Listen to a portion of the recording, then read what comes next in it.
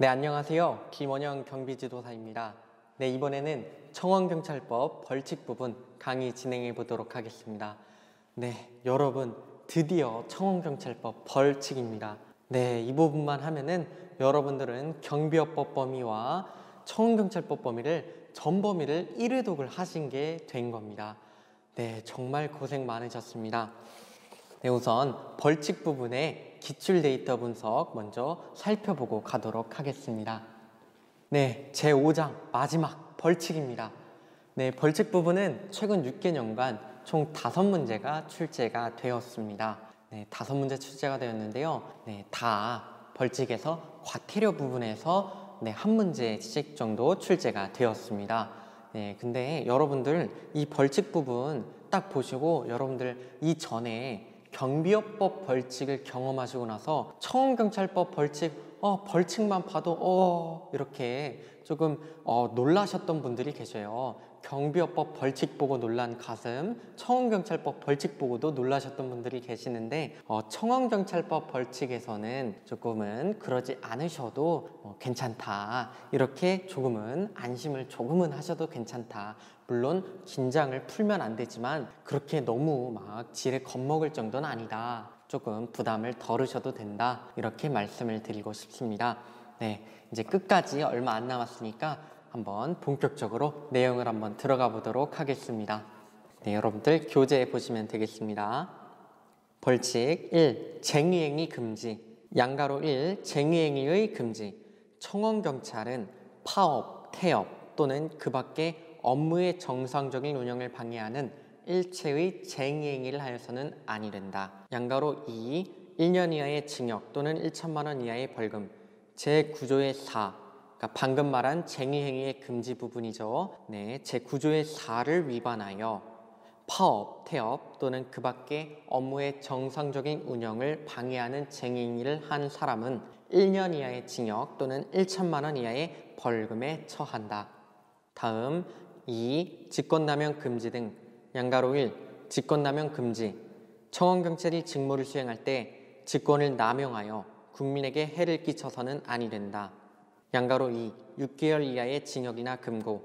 청원경찰이 직무를 수행할 때 직권을 남용하여 국민에게 해를 끼친 경우에는 6개월 이하의 징역이나 금고에 처한다. 다음 3. 형법 등이나 벌칙 적용 시 청원경찰의 신분. 청원경찰 업무에 종사하는 사람은 형법이나 그 밖의 법령에 따른 벌칙을 적용할 때에는 공무원으로 본다. 다음 이 과태료 부분 보시겠습니다. 1. 500만 원 이하의 과태료. 다음의 어느 하나에 해당하는 자에게는 500만 원 이하의 과태료를 부과한다. 양가로 1. 제4조 제2항.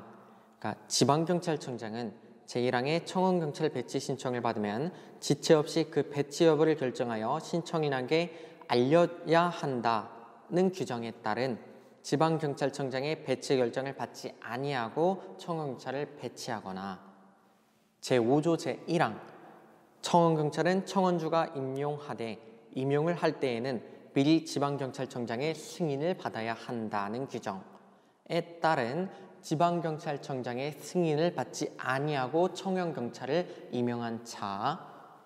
양가로 2. 정당한 사유 없이 제6조 제3항 청원주의 제1항 제1호에 따른 봉급 수당의 최저부담 기준액과 같은 항 제2호 및 제3호에 따른 비용의 부담 기준액은 경찰청장이 정하여 고시한다는 규정에 따라 경찰청장이 고시한 최저부담 기준액 이상의 보수를 지급하지 않은 자. 다음 양가로 3.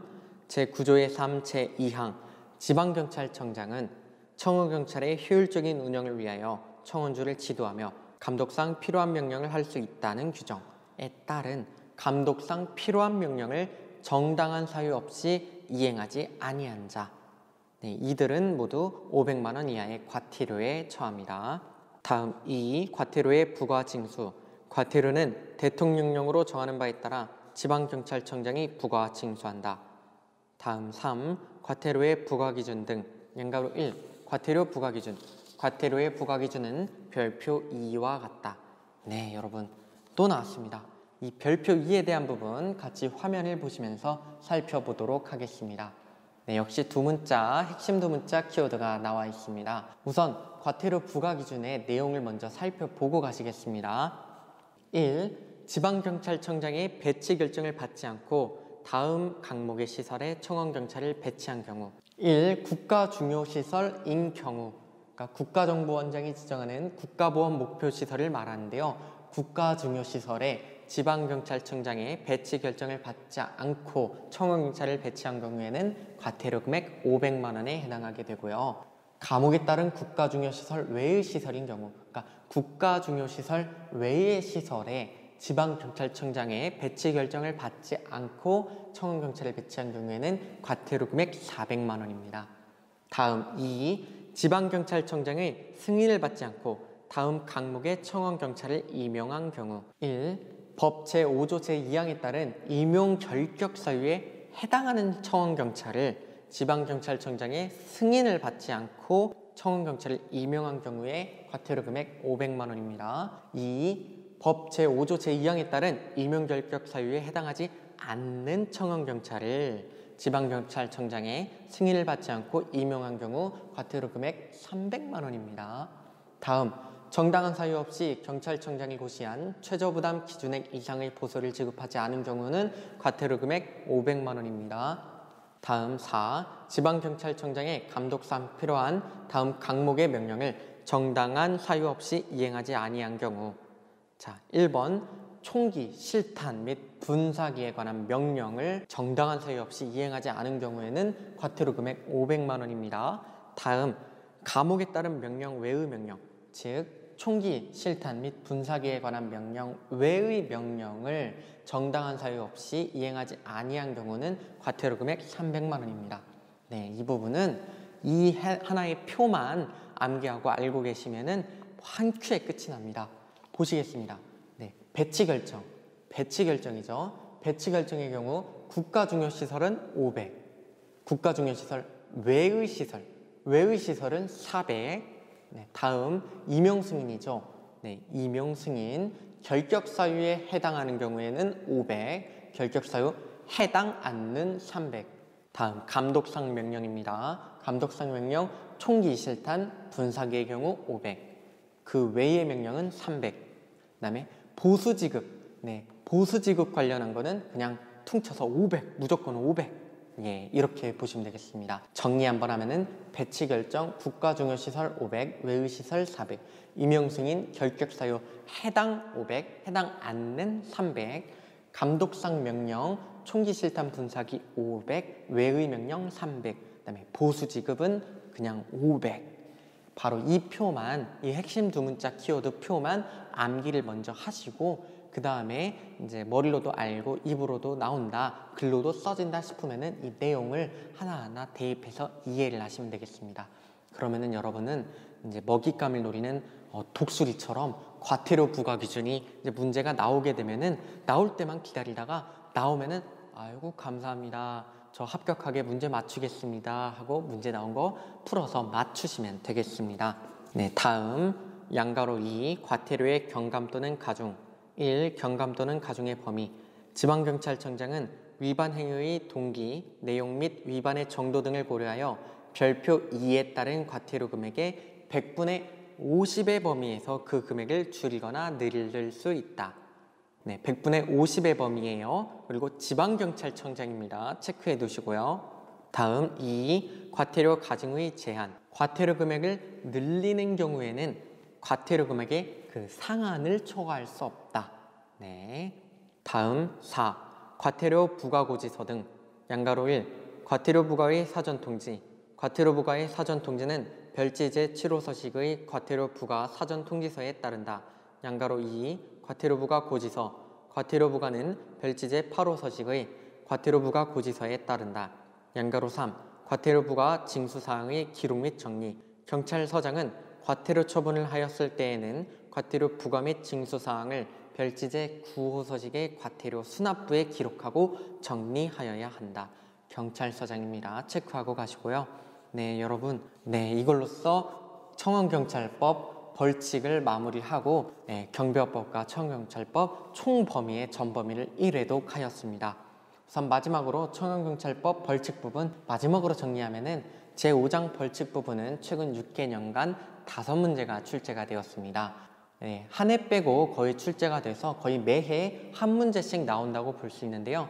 여러분 방금 공부하셨다시피 과태료 부분이 조금 복잡합니다. 그래서 한 문제씩 이렇게 매해 출제가 되었던 경향이 있는데요. 네, 여러분들은 그 핵심 두 문자 키워드를 확실히 암기하시고 꼼꼼히 공부하시고 회독을 반복하셔서 하이에나 독수리처럼 기다리다가 딱 문제가 나왔다 그러면은 풀고 맞추시면 되겠습니다.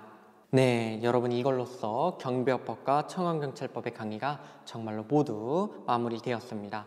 정말 수고 많으셨습니다.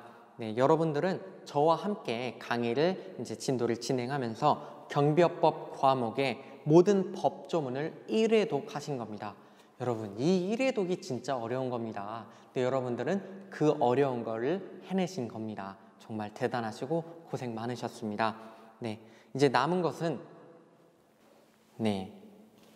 여러분 필 합격을 위한 수험 전략 부분에서도 나왔던 건데 여러분 남은 것은 키 핵심 반복과 이 키 핵심이 암기되어지고 조금 완벽해진다 싶으면은 역시 디테일 세부 사항을 챙기는 겁니다. 네, 반복이 매우 중요합니다, 여러분. 무한 반복을 하시면서 키 핵심을 외우십시오. 그러다가 길을 가다가 누가 툭 쳐가지고 집단 민원 연장 이렇게 물어보면은 그냥 나도 모르게 노도특 주부백행 이렇게 핵심 두 문자 키워드가 툭툭 튀어나오게끔, 그리고 길 가다가 행정처분 허가 취소 사유 물으면은 부종특 22 정번영 이렇게 툭 나오게, 부종특 212 정번영 이렇게 나오게, 그리고 기억에 나게끔 반복을 계속하시면서 회독수를 늘려가시면 됩니다. 네, 근데 여러분들 이거 좀 허투루 외우고 조금 널널하게 조금 쉽게 하려고 허투루 외우시면은 이것도 많이 헷갈립니다. 여러분 그냥 외운 거는 기억나는데 이게 어디에 해당하는지 잘 기억이 안 나는 경우도 있어요. 그래서 꼼꼼하게 공부를 하는 게 필요하고 또 여러 번 반복해서 확실하게 공부하는 게 필요합니다. 네, 근데 여러분 암기를 안 하는 것보다는 이렇게 핵심 두 문자 키워드를 그래도 암기를 하는 게 좋습니다. 네, 제일 좋은 것은 어디에 나오는지 확실히 알고 물어보면 바로 나오고 그 내용도 이제 연상이 되게끔 그렇게 확실하게 공부를 하시는 게 좋은데요. 어쨌든 핵심 두 문자 키워드를 암기하는 게 중요합니다. 왜냐하면은 계속 반복하면서 공부를 하시다 보면은 이렇게 기억에 머리에 남습니다. 눈에도 남고요. 그러면 여러분들은 시험 볼 때 딱 시험 문제집 받고 시험 시작하자마자 그냥 알고 있는 거를 까먹을 것 같은 거는 그냥 다 이렇게 핵심 두 문자 키워드를 시험지에 먼저 쓰시고 그 다음에 해당 문제 나오면은 그 썼던 거 보면서 이제 문제를 푸시면 됩니다. 네, 그래도 헷갈려도 암기를 해놓은 게 훨씬 도움이 됩니다. 근데 더 좋은 거는 아예 안 헷갈리게 처음부터 애초에 확실하게 암기하고 공부하는 게 더 좋습니다. 네, 여러분의 2019년 올해의 제21회 시험에서의 여러분의 필 합격을 응원하고 기원하겠습니다.